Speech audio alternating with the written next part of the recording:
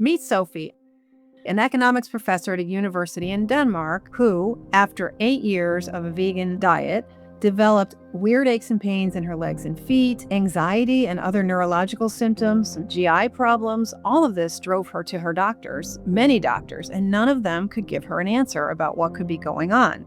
It turns out that Sophie was systematically poisoning herself with something right under her nose that's been hiding out in the medical literature not just for decades, but pretty much 2 centuries. And yet modern medicine doesn't have a clue that the harder you try to eat healthy, modern, plant-based foods, the more likely you could get into health problems. Join me at MeatStock 2026. Hi everyone, my name is Sophie. I am a 40-year-old woman from Denmark.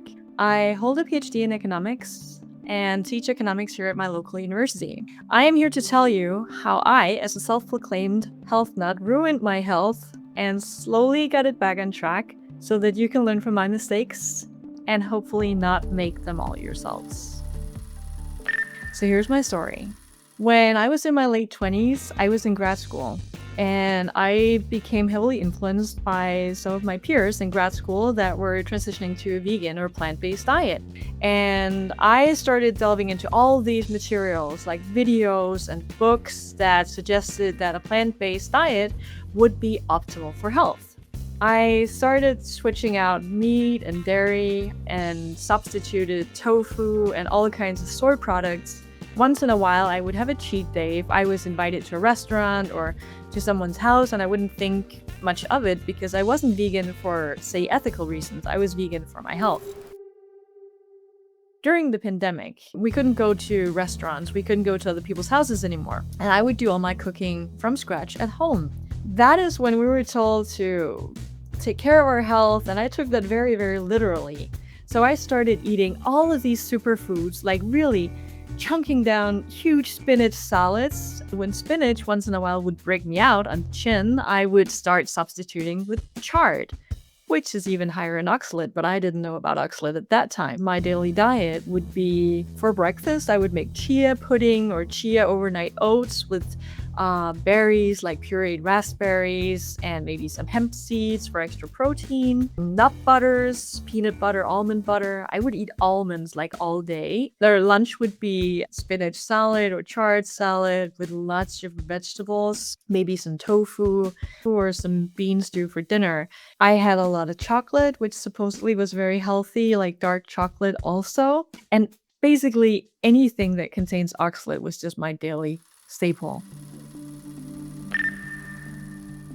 And after a few years living like that, I started feeling miserable. It came to a point where after some on and off symptoms that had sort of presented themselves during like 2021, 22, 23, the tipping point really came in 23. I started feeling really sick. I would have aches and pains pretty much anywhere in my body, but especially in my legs and my feet.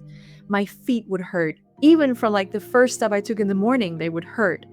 I would have cramps. I felt just tight and exhausted, and I had brain fog. I had like all these tension headaches and, tight shoulders, and like at least once a month, my neck would like go completely stiff where it would hurt to turn your head just from sleeping in a wrong position or giving someone a hug. And I was so anxious all the time. I had like this feeling of impending doom, that catastrophes would be right around the corner.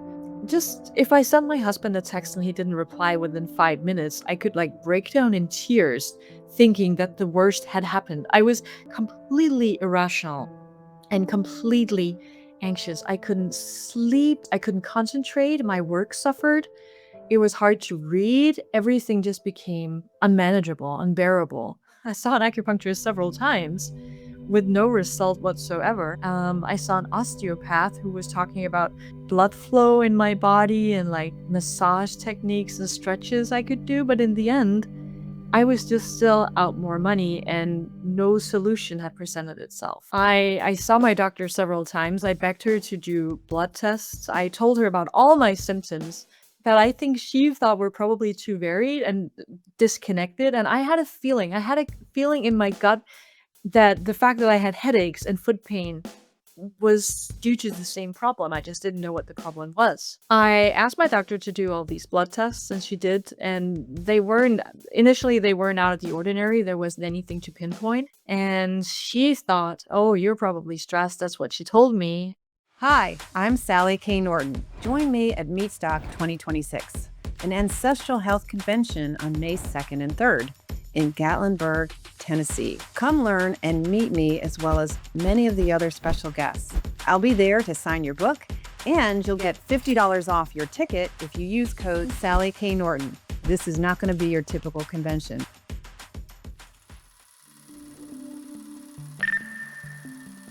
Because what those blood tests showed was that my blood serum iron, which is like the iron freely in your blood, was super elevated. Whereas my iron storage in my body, which is called ferritin, that was borderline anemia.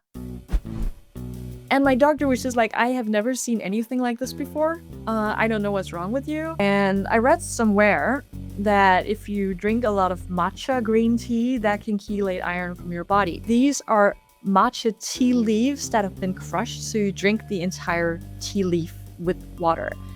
And I did that, and it made me feel so sick. Like, it would make my heart race, it would exacerbate like all of my symptoms. That prompted me to Google what is in matcha green tea, and lo and behold, oxalates.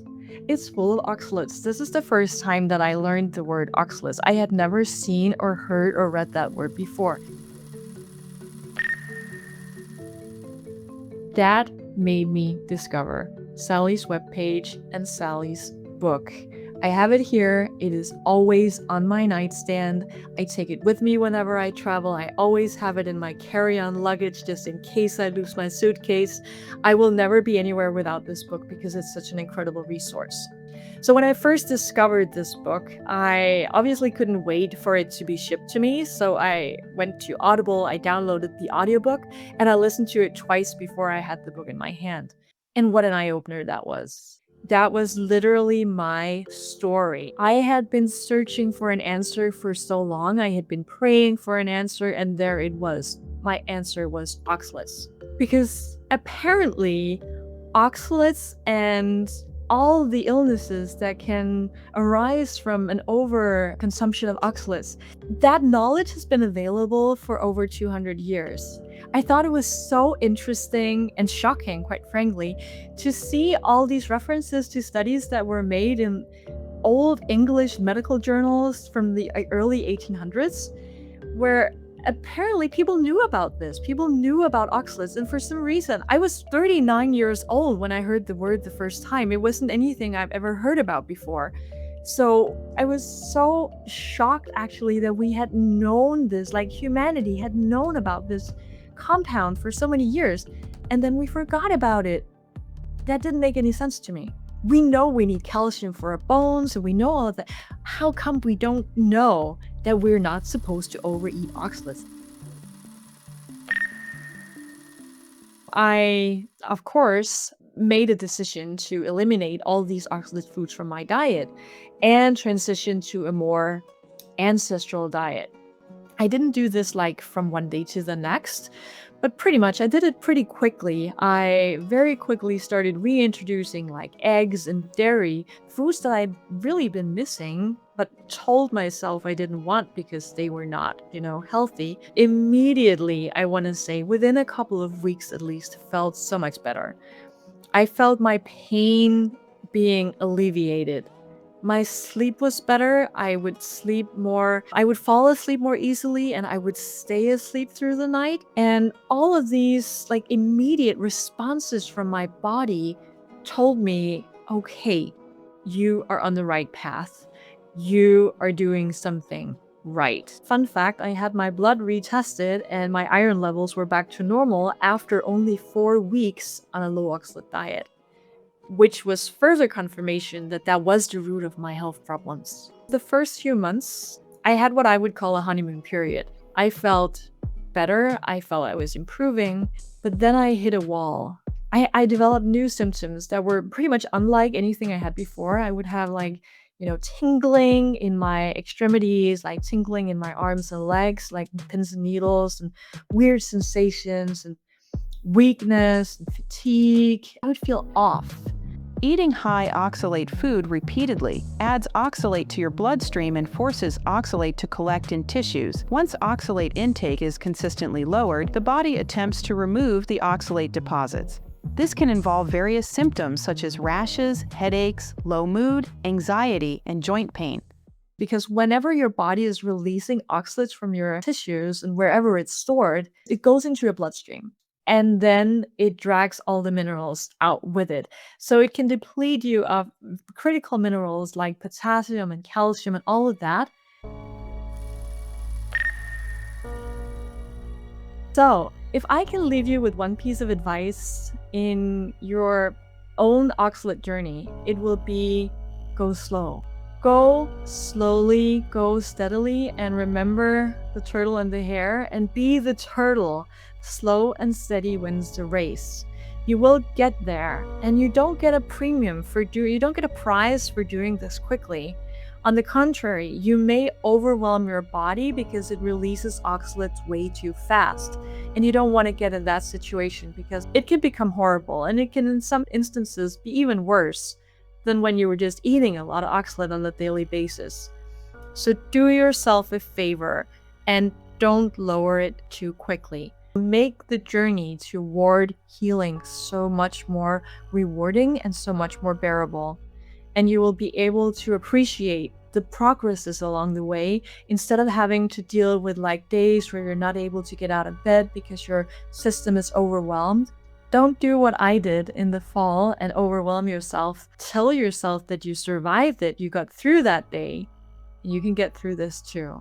I'm here with you. You're not alone. There's a community of people doing what you're doing, fighting the battle you're fighting, and together we will win.